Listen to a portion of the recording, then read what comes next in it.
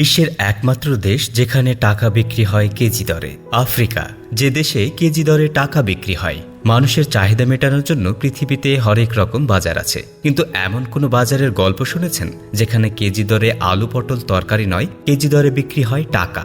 হ্যাঁ, এমনই এক বাজার পৃথিবীতে সত্যিই আছে, যেখানে রাস্তার পাশে খোলা আকাশের নিচে কেজি দরে বিক্রি হচ্ছে টাকা। বস্তা বস্তা টাকা নিয়ে বসে আছেন বিক্রেতারা। ক্রেতারাও আগ্রহ নিয়ে দেখে শুনে কেজি দরে টাকা কিনছেন। না, কোনো জাল বা ভেজাল মুদ্রা নয়, একেবারে বাস্তব ও অরিজিনাল মুদ্রা বিক্রি হচ্ছে এই বাজারে। শুনতে অবাস্তব মনে হলেও এটাই সত্যি। মানুষও সেই টাকা লাইন দিয়ে কিনে নেয়। আর এমন অদ্ভুত কাণ্ড ঘটছে আফ্রিকার দেশ সোমালিল্যান্ডে। সোমালিল্যান্ডের অধিকাংশ জনগণ মুসলিম। আয়তনে দেশটি বাংলাদেশের কাছাকাছি হলেও জনসংখ্যা মাত্র ৩৫ লক্ষ। নিজস্ব সৈন্যবাহিনী থাকলেও নিজেদের স্বাধীন হিসেবে দাবি করা এই দেশটি এখনও বিশ্বের বেশিরভাগ দেশেরই স্বীকৃতি পায়নি। এডিয়ান উপসাগরের তীরে অবস্থিত সোমালিল্যান্ড দরিদ্র এক দেশ।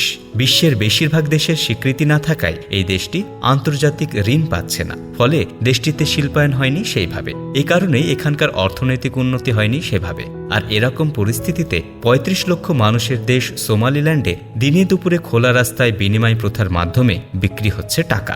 সোমালিল্যান্ডের মুদ্রায় যাকে বলা হয় সিলিং, এর পেছনে দায়ী সোমালিল্যান্ডের অর্থনৈতিক অবস্থা। মুদ্রাস্ফীতি আর মুদ্রার অবমূল্যায়ন ব্যাপকভাবে দাম কমে গেছে সিলিংয়ের। তাই কেউ যদি ডলার দিয়ে সোমালিল্যান্ডের টাকা কিনতে চায়, তাহলে $1 বিনিময়ে তাকে কয়েক কেজি সোমালিয়ান মুদ্রা বহন করতে হতো।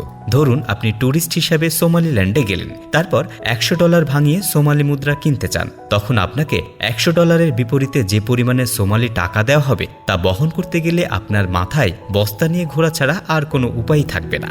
এদেশে মানুষকে বাজার করতে বের হলেও কয়েক কেজি সিলিং নিয়ে ঘুরতে হয়। আবার কারো যদি মূল্যবান কিছু কিনতে হয়, যেমন সোনার গহনা বা আইফোন, তাহলে সেটি কিনতে হলে যে পরিমাণ টাকা লাগবে তা নিয়ে যেতে হয়তো কোনো একটা আস্ত গাড়িরই প্রয়োজন হবে। এসব কারণে সোমালিল্যান্ডের রাস্তাঘাটে প্রায় ঠেলা গাড়ি ভর্তি টাকা নিয়ে অধিবাসীদের যাতায়াত করতে দেখা যায়।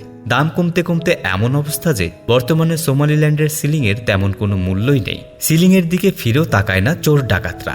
1 লাখ সিলিং চুরি করলেও তার মূল্য হবে মাত্র $1 পরিমাণ। এ কারণে ছিনতাইকারীরাও সোমালি মুদ্রা ছিনিয়ে নেওয়ার আগ্রহ দেখায় না। ফলে খোলা আকাশের নিচে রাস্তার পাশে উন্মুক্তভাবে কেজি দরে বিক্রি হলেও সেখানে বাড়তি কোনো নিরাপত্তার ব্যবস্থা নেই, কারণ এই মুদ্রা এতটাই মূল্যহীন যে আক্রমণ করে মুদ্রা চুরি করবে এমন সম্ভাবনা খুবই কম। তবে ধীরে ধীরে পরিস্থিতি বদলাচ্ছে বলে মনে করা হচ্ছে।